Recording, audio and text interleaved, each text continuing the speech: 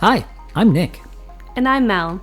I grew up playing outside. And I grew up doing something meaningful, watching movies and TV. I never had cable, and we finally bought a VCR about the same time DVD players hit the market. Throughout our marriage, Mel has sadly missed many of my pop culture references and movie quotes. So it's time to catch up on all the films I missed. Hello. Good evening. Good evening, wifey. How you doing? I'm great. Yeah? Yeah, I'm ready. Are you riding high on the crest of October madness? Not a sports thing. My love of watching horror movies. Yeah, it's going really well so far. Better than I was fearing. Better than you dare hoped. Yes. Yeah. Do you have any idea what we're going to be watching tonight? Nope. No idea. None whatsoever. Nothing up my sleeve. Wow, you are wearing sleeves, so I can't confirm there's nothing up. Okay, you've proven it. There's nothing up your sleeve. Well, wow, how do I tell you what we're watching tonight? You could give me a clue. I could give you a clue. That's a great gimmick. Why didn't I think of that?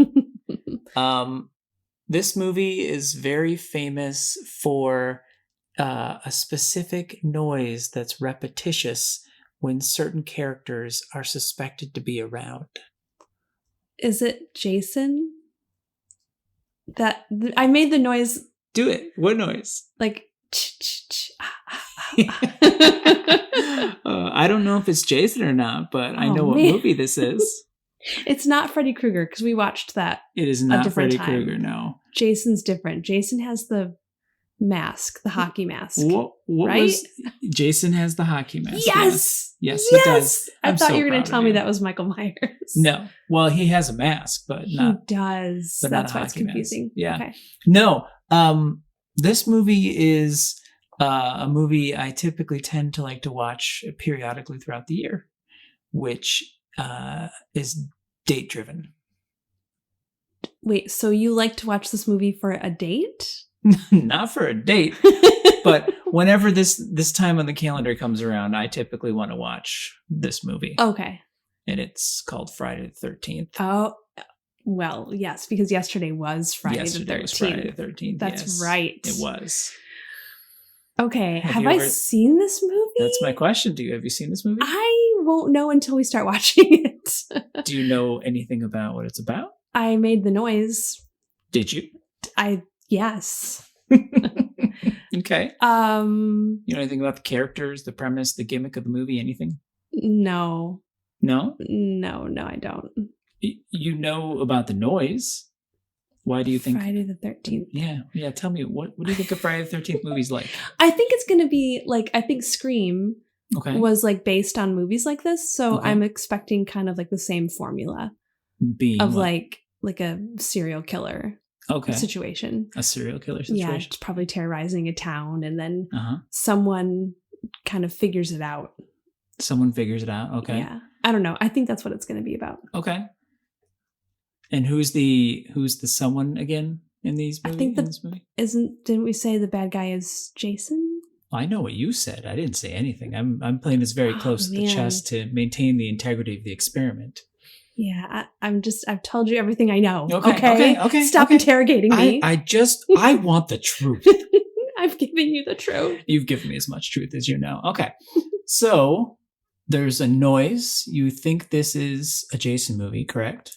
Yes. You know none of the actors in this movie, correct? Correct. Oh, wait. What? Wait. Is this the one Jamie Lee Curtis is in? She's the Scream Queen. Yeah. Oh, I'm so proud of you. Golf clap. Golf clap. Thank you. Wow. I can neither confirm nor deny. You're going to have to experience it for yourself. You're laughing, so I think I'm wrong. I'm laughing. That's true, but I'm just a jovial person. No, you're laughing because I'm wrong. Maybe. I'm bummed that I won't be able to see Jamie Lee Curtis. I do like her. Oh, well, I can definitely make your dreams come true, and we can watch some Jamie Lee Curtis movies if you want. I can do that for you.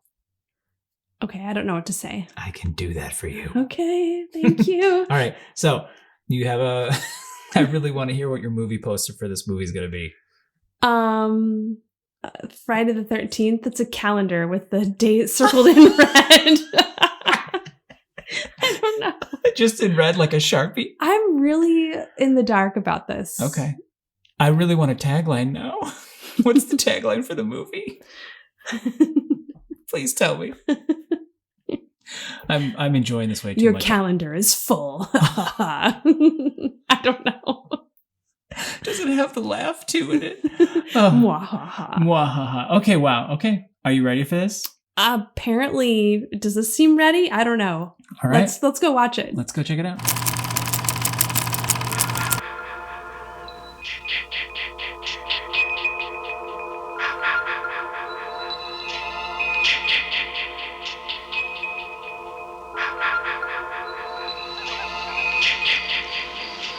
Hello? Who's that? Oh, hi. What are you doing out in this mess? 1, 2,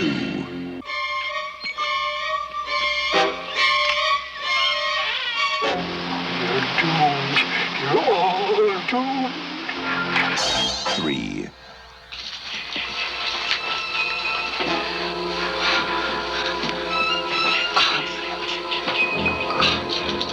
We weren't doing anything. We were just messing with 4.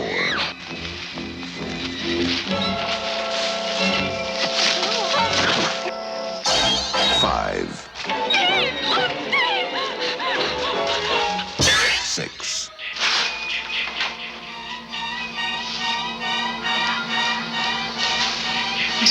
imagination.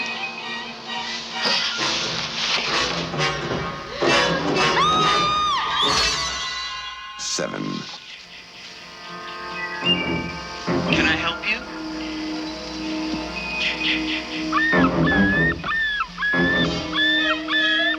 Hello? 8. 9.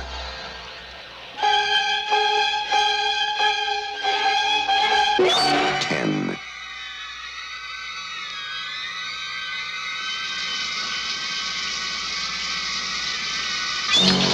11.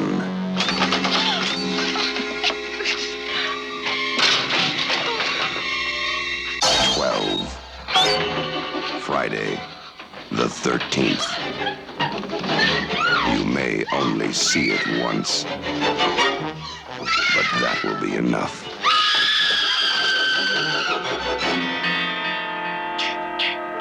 Friday, the 13th.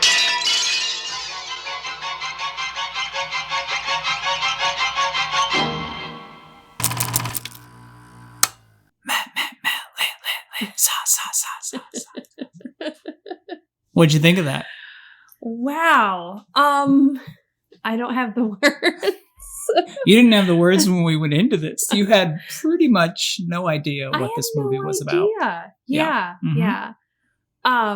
So, huzzah.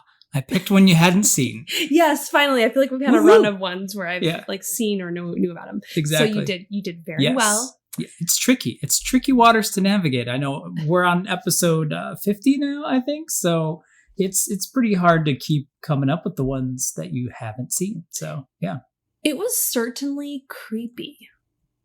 Creepy, and okay. The end reveal was really surprising. Oh, yeah. Spoiler alerts, by the way, for anyone listening who hasn't seen Friday the 13th. You could pause right now and go watch it and then come back. We'll be here.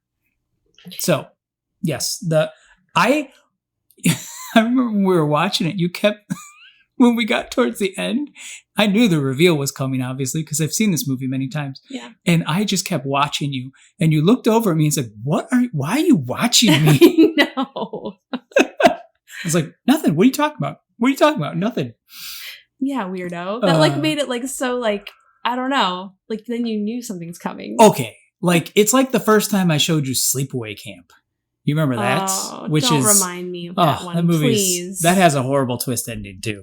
But sorry, I didn't mean to remind you, but it was like the same level of, I really want to see this person's response to what happened here. So how did I respond? Oh, I wish we were recording right now because I'm going to do an impersonation of what you look like and you can explain what I'm doing, okay? Okay. Are you ready? Okay, yeah. I was watching, you were going, eyes furrowed, and then look of shock, lots of blinking, and mouth, like jaw drop. Stage mouth opening. I watched your mouth open like to like halfway, and then it just kept getting bigger and bigger and bigger. And then I was like, can it go any bigger?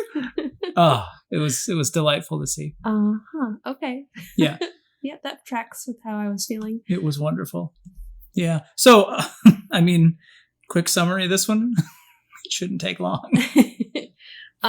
These kids are getting a summer camp ready, and they're getting counselors picked off one by one. Yeah. By someone you don't see who it is. You don't see anything except the weapons.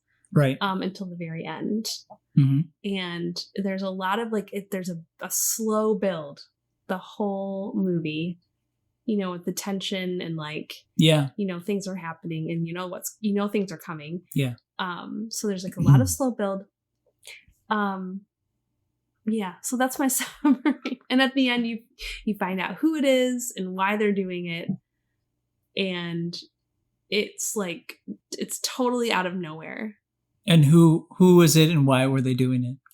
It was the mother of this kid who had died while drowning at this camp. Yeah, he drowned, yeah. Yeah.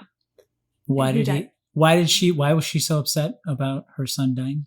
Why was she murdering people? Okay, so she thought that the counselors were ignoring him and kind of asleep on the job, and that he died from their neglect, basically. And so she didn't want the camp to open again. So she was trying to kill the counselors in order to prevent the camp from opening so that other kids wouldn't die out of neglect. Yeah, that's that's the whole conundrum of time travel, which you're probably like, where's that going next? Yes. But it's like, if you could go back in time and kill Hitler before he had done anything wrong, would you do it? She's kind of getting into that mentality of I know this horrible thing's going to happen because of these people, so I got to take them out. I suspect this horrible thing could happen. Exactly. Because it happened one other time. Yeah. No, she's crazy.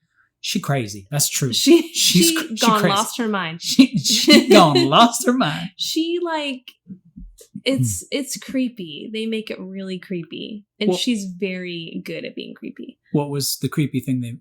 They zoom in on her mouth, and she kind of talks in this little voice, like it's her boy talking to her and telling her to kill the people. Yes, it's really gross. It is very, I would say, creepy. Whenever you see someone talking to themselves, usually on a certain level, you're like, okay, what's going on there? Are they thinking through a problem? And then if the timbre of their voice changes, that's when you need to be alarmed. These days I see people talking to themselves all the time, but they're on their phone. Yeah. And they have yeah, AirPods in or whatever. Yeah. Right. So I feel like it has a different connotation these days. Totally does. You assume now that if someone's doing that, they're on the phone. Yes. I remember when that technology first started coming over, when there would even just be a headphone wire that could go up to your ear. They were doing that in TV shows and stuff, joking about that a lot. You would think the person was crazy, and then you see them turn and there's the reveal of they have the thing in their ear, and that's the joke. They're not crazy. They're just talking on the phone. So the other day I was in Costco, and the people who are doing the samples. Yes. Sometimes they're in an aisle that's off the beaten path, and it's quiet, right? The hidden one, yes. Right. So I was going down this quiet aisle. There was no one else there, but he was there. Okay. And he had his hair net, kind of over his face. Did you hear, go? And he was talking. To himself? I don't know. And I didn't know if I saw anything in his ear, but it was it was just him and myself in this aisle. Was it? Wow. And his hairnet was over his face, so it was weird. Well, did he have a beard? Did he have a beard? Because that's usually why people in the food industry have to wear face. But it was slanting over it included his nose. It included his nose? You just did a sash over his face. He had it drawn up I'm just saying, creepiness is everywhere. It's the season. It's the Halloween season. After watching that movie, I saw him talking, and I was like, what is he talking about? Is he talking to himself right now? And I was like, I'm just going to get out of this aisle right now. Yeah. Close calls. Wow. 'Tis the season for creepy people standing. Yes. I would not be killed, though, because I am married. right? Like, would that protect me in a movie? I don't know. It depends on... that's a tricky question. Because, like, technically speaking, if we're going into Scream territory where there's, like, the rules about who dies and who doesn't, right? Okay, when we were watching this movie, I was thinking, oh my gosh, I'm seeing the origin of the rules. Yeah, one of them, yeah. Well, but then I was doing a little research, and actually, the writers of this movie, they were basing the rules on Halloween, which had already come up. Yeah. And so they were totally ripping off those rules. And the writer had said, like, the rules were like, one, there had to be a prior evil. It had to be adolescents, a group of adolescents that adults couldn't help. And if you had sex, then you died. Okay. But then he kind of walked that back, and like later, like the writer, he was the writer and the director were kind of like, we didn't want to play it that way. Like it was just like bad stuff happens to people no matter what. Oh, yeah. I mean, it's pretty clear in the movie though, like, but they don't establish that with all the characters. And I almost gave you spoilers. There's a sequel to this movie. Yeah, I know. And it involves a mask. Does it? What kind of mask? A hockey mask. Hockey mask. Okay, yeah.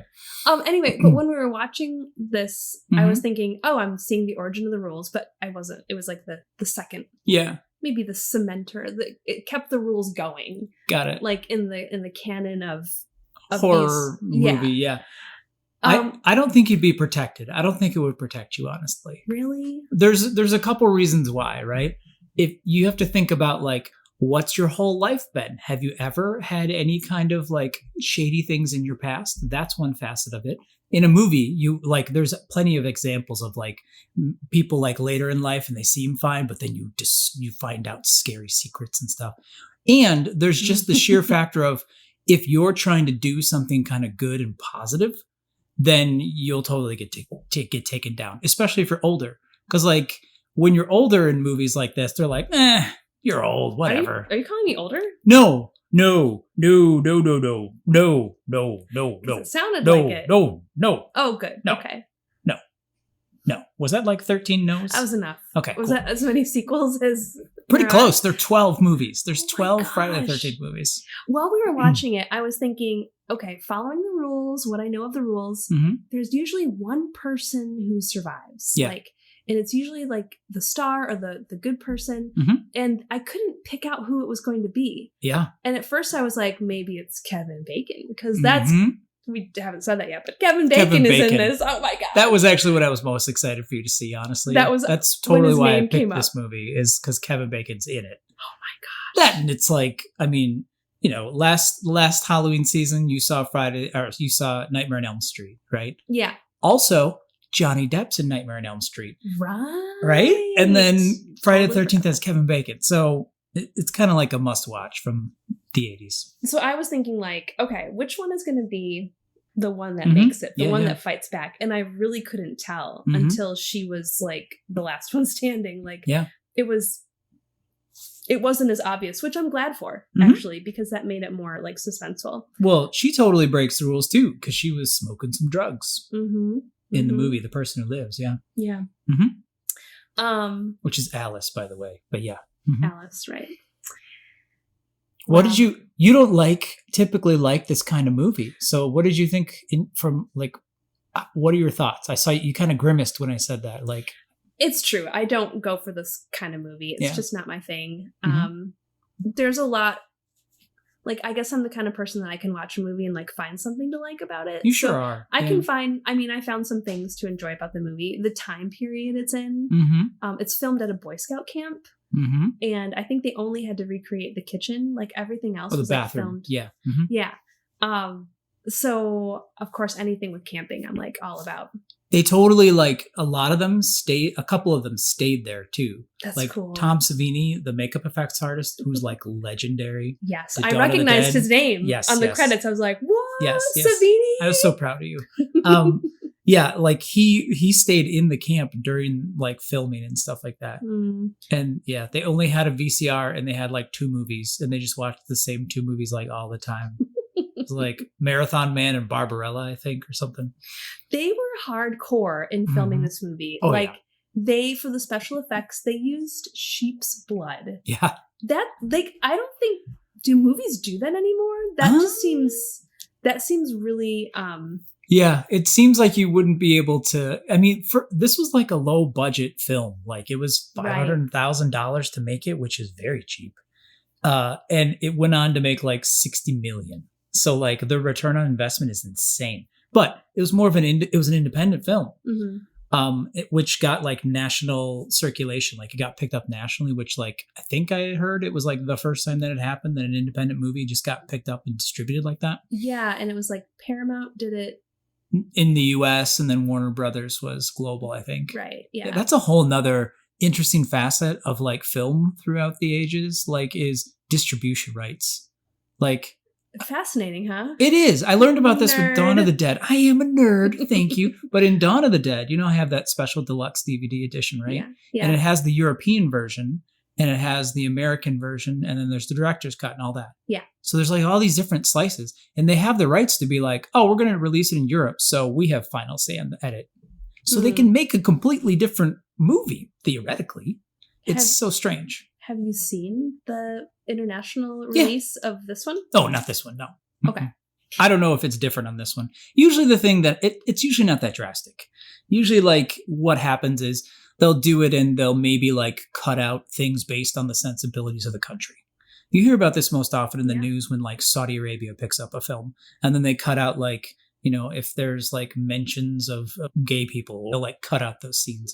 China does this famously a lot too. I was going to say, I bet. Yeah. They'll be like, if there's anything that's negative about China, we're cutting that out. Like that kind of stuff. So they do that too, though, based on like violence or, the amount of sex in a film. Like some different countries will cut out different aspects. So that's typically what happens with distributions like that. So walking back to how hardcore this like independent film was, what's like hard Scrabble sort of, the snake scene. The snake scene? Yeah, there's a scene where like there's a snake in the cabin. Yes. And they kill it. It was a real snake, and that is its real death. Yes. That they really did. That was all real. You know what else is real? What? When they were at the archery, like as a part in the beginning where they try to do scary things but not be scary, there's two counselors and there's a girl counselor and she's at the archery area like picking up stuff or something. She's moving the targets out to where they need to be. And then an arrow goes right by her. Yeah. And it turns out it's a guy who's a goofy guy trying to play a prank on her. But that's a real shot. Like Tom Savini did that shot. Whoa. He like did the bow and arrow shot and like shot that close to her. So maybe that was like her not acting. Maybe she was really upset. Probably was. Because that was real. Yeah. It felt very sincere. Back to the blood though, like I don't think they do that nowadays. I don't honestly know. Like I'm not that level of nerd. I don't think they would because of just how things are. Like it kind of feels like you theoretically could ethically do that nowadays just because we live in a country where animals are butchered on a regular basis for meat. So theoretically, I would think you'd be able to obtain some. It's occurring anyway. But I don't think in movies they would ever do that nowadays just because of it's like a hot button issue. So anyway. I wonder. Yeah. Of course, my mind goes right to Carrie.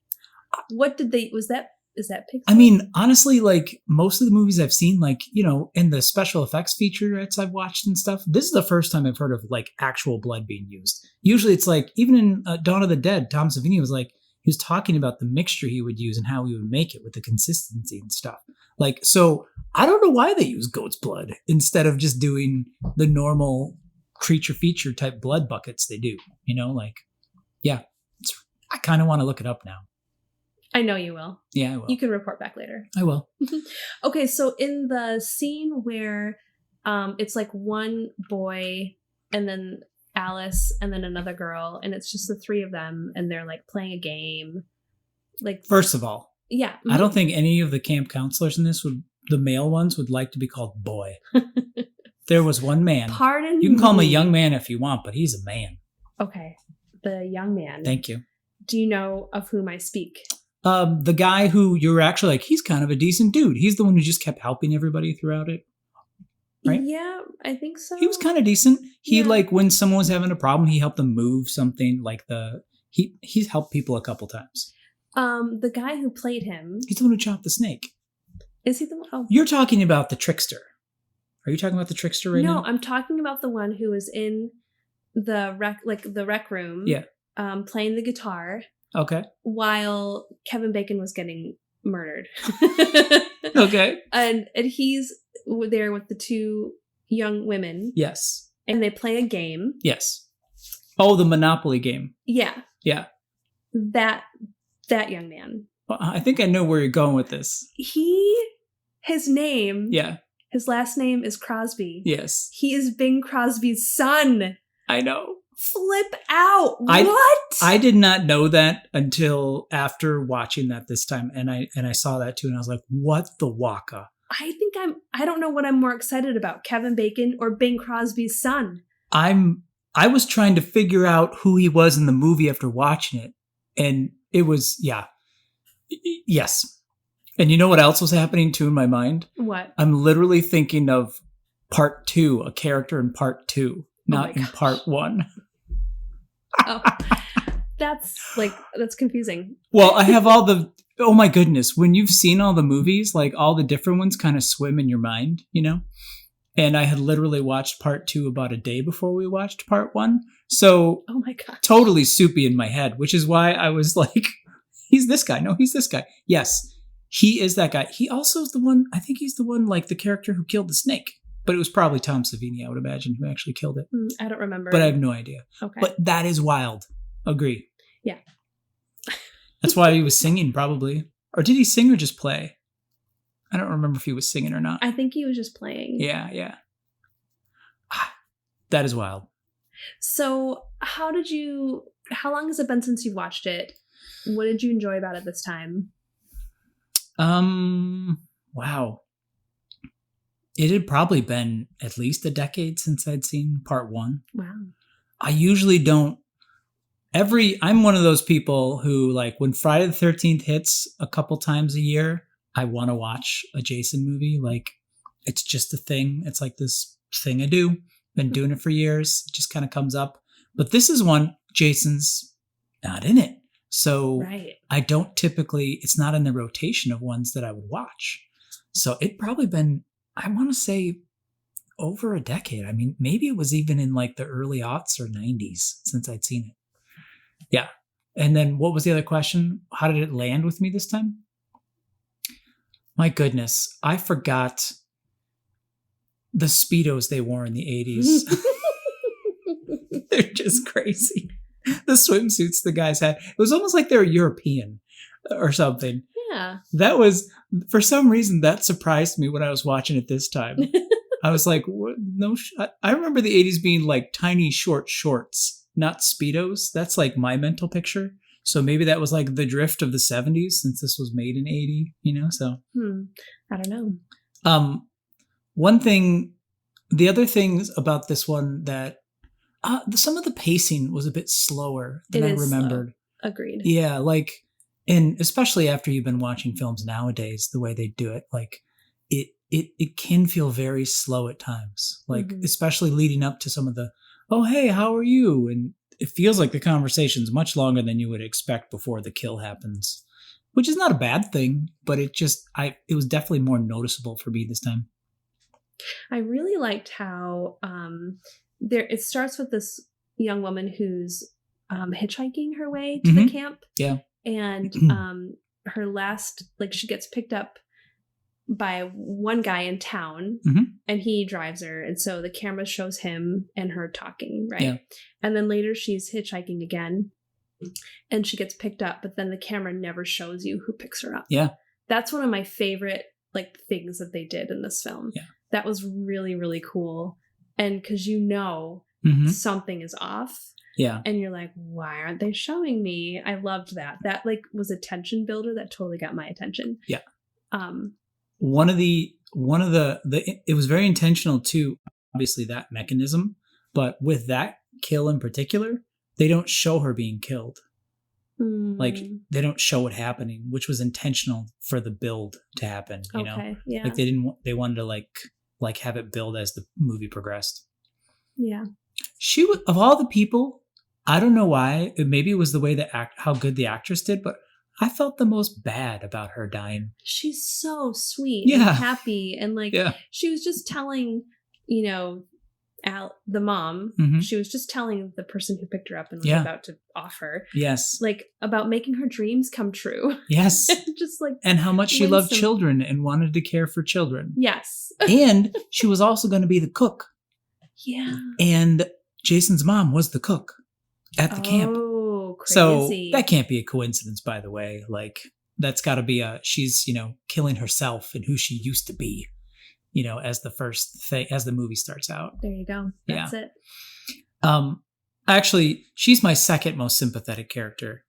My number one sympathetic character is always the guy who owns the place or the woman who owns the place. Like, they're just trying to turn things around. They're putting in all this hard work. Right. And then everything just falls apart.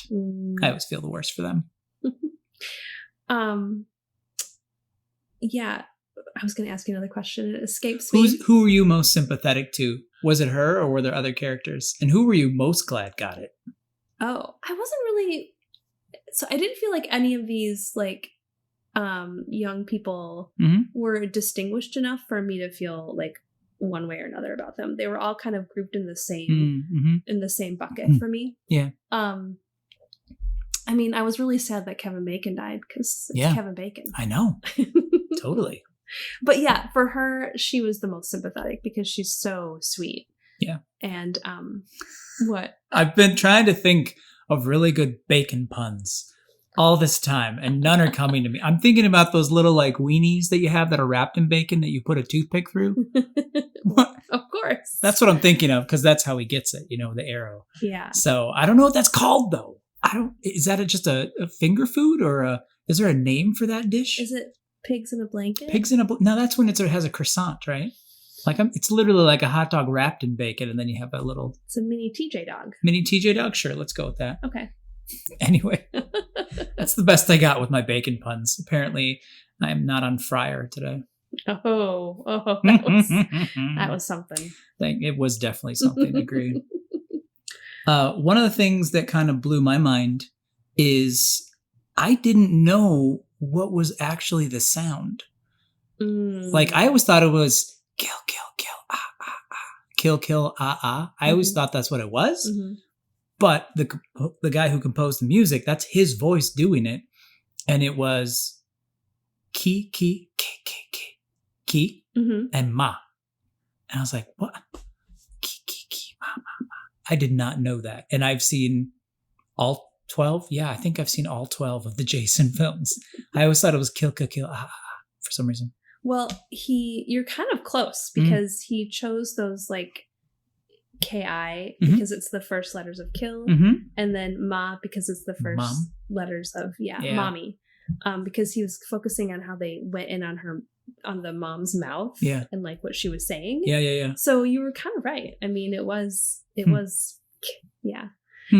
the way he describes making that, it sounds very serendipitous. It just kind of occurred to him and he just kind of tried it and it spooked him out. Just kind of throwing something out there. I mean, that is a thread that's been in all the movies. It's like the Star Wars, when you hear those tones, everybody has that feeling, and it's definitely something that is just woven its way through the whole series. Yeah. What else? Wow. Okay. So how many more of these films do you want to see is my first question. I feel like I'm good. You good? Yeah. Okay. I mean, I saw this one and I found... Am I going to pay for it later, or are you okay that I showed you this one? It has not been keeping me awake. Oh, that's good. Yeah. Okay, good. Not like other movies you've shown me. Did you have... Thank you, Jordan Peele. Dagger eyes. What'd you say? Dagger eyes. Oh, yeah, those are dagger eyes. That's true. Did you have a favorite part of the movie? Actually, I really liked when the mom came onto the scene at the very end. Yeah. What's her name? Should I call her by Mrs. her real name? Mrs. Voorhees. Oh, yeah.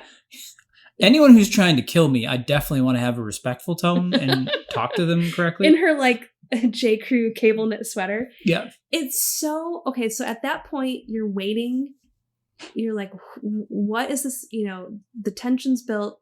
You want to know who it is, and you're like you finally have the last girl standing, Mm-hmm. and then in comes this mom who's like normal. She just acts so normal. It's like, what is going on? Yeah. That was really, really clever. Yeah. And so disarming and weird and just like off-putting. Mm-hmm. That whole tension of her getting dropped in and being normal. Yeah. But also being the bad mom. Yeah. Like, and honestly, like, if I were going to show you any of the movies, as much as I like the Jason movies, this is the one I really wanted to show you for that reason. Because it was like a true, like the Jason ones are not surprising. It's just more of the same over and over, which is, it is what it is. It's like a fun thrill ride type thing. That's how the movies are supposed to be. But this one actually was a twist that surprised you and just was so interesting when it occurred too. So yeah. That's why I wanted to show it to you. If you were a camp counselor, who would you be in this movie if you were in it, by the way? Characters who are in it. Well, obviously I want to be the one who survives. Like, I want to be the one who fights back and figures it out and like finds the gun and finds the frying pan. Finds the gun and is frustrated and can't get to the ammunition. Right. First off, when she found the frying pan, I couldn't help but think of Rapunzel. Oh, I know, right? Because of all the like cast iron skillet fighting she does. Yes. Yeah, that made me laugh. Who would you be? I would totally be, what was his name? The crazy guy who goes, "You're doomed. You're doomed." The guy in town who gives her a ride into the... No, he's just the guy on the bike. Crazy Ralph. Oh. Crazy Ralph. I would totally be Crazy Ralph. And then he later rides into the camp. Think about it. Crazy Ralph. Not afraid to approach people and talk to them.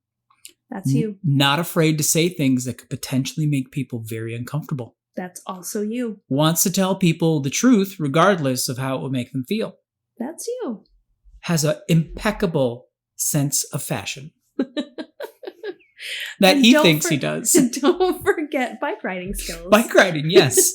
So, yeah, I'd be Crazy Ralph. Wow, that's awesome. My dad would have been the guy who played the owner of the camp. Yes. This movie is trippy for me on two levels. One, that guy just kind of looks like my dad. Oh, how my dad looked in the 80s. The hair, the mustache, just the skeletal, skinny guy who wears tiny shorts. My dad rocked the tiniest shorts. When I look back at the pictures, it is hilarious. So it's trippy seeing him. And then one of the counselors looks exactly like my first girlfriend. Whoa. It is so trippy to watch it in that context. It's really weird. So it's just those facets of it. You're giving me a weird look right now. No, I'm just realizing that was a weird experience. Not just watching a movie, but like flashback time. It is. It's totally flashback time. So what, Melissa, if any, messages do you think were in this film? My mind is focusing on the young woman who made it out. Mm-hmm. Okay. And just like she just had to fight for it and like keep fighting and keep running. That seems important. Never surrender. Don't give up. Finding Nemo, just keep swimming.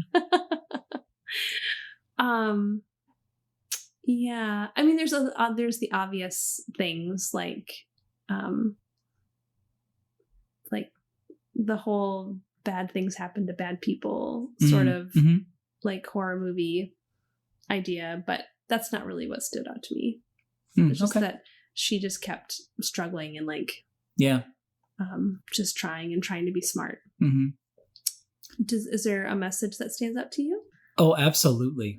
Is it about your first girlfriend? It is not. It is not. No. Okay. Always do your research. If you are going to buy a camp, you should research the history of the camp. There you go. And if there were murders at it, you should probably dig a little deeper and not just go, well, that was a long time ago. That's so blah, blah, blah, blah, blah. You probably should do a little more research. If you're about to go to a remote location, as a counselor or visiting somewhere, you should probably do a little research. You should be prepared. If the guy who bought the camp had talked to the people in town, maybe things would have been different for him. I think he did. Oh. And then he just thought they were crazy, and it was a long time ago. It was probably for him, man, I'm concocting a whole backstory in my mind for that character. Like he got divorced and he has some child support to pay because it was very like outweighed back then. Like when they got divorced, like the men would have to pay like absorbent amounts of child support because of a whole bunch of reasons. But anyway, he's financially strapped. Okay. Yeah. He needs this. He needs this. He sees this opportunity. It normally costs like, I don't know, a ton of money. And he gets it for like 20% of what you would normally get it for. And he's like, wow, I can make this work. And he does the research to look at the margins on camps and stuff like that. He's like, okay, I'll make my money back quick and I'll be able to have an income and I'll be doing something I like. He's doing all that, right? But he didn't think about why is the 20%? Why is it 20%? Yeah. He was too focused on what he was going to get and not thinking about what could happen. And also thinking that he could handle it. Yeah. You know, like, I got this. These people are crazy. Yeah. It's a bunch of ghost stories. They're backwards people out in the middle of nowhere. I'm from the big city or wherever he was. That was a facet of it too. Like, they were in the middle of nowhere. Like, yeah. Do you remember what state it was? New Jersey. New Jersey. Yeah. That's like one of the things that's kind of jokey about the Friday the 13th series is it's like in every place. Every place from either the Midwest or the wet East Coast, like it could be anywhere kind of feel to it. They try to have that feel. You don't like, and all the other ones aren't like, they're in Jersey. It's like, it's Crystal Lake. It's like this weird, it's like The Simpsons, how they're in Springfield, but the joke is Springfield could be anywhere. Right. You know? Yeah. It's totally like that with the series as well. But middle of nowhere, Jersey. I know. If you bought a summer camp, what would you like focus on? Would it be swimming or archery? Like, what would be the main, I don't know. The main attraction for me would be doing movie marathons for Friday the 13th in the off season, you know, in the fall, because you're not going to do the camp in the fall. You'd handle all the summer camp stuff because I have no interest in that. I'll like doing stuff and help, but I'll do like the people will pay top dollar to have an experience with films. There's a couple different series of films that you could totally do that with. So that's what I would do. Imagine watching the Blair Witch Project. Exactly. See, you're in it now. That would be crazy. Who's coming with me? It's only 20% price, Melissa. Let's get it. Maybe we better do our research first. That's a good point. Okay. That's a wrap. That's a wrap.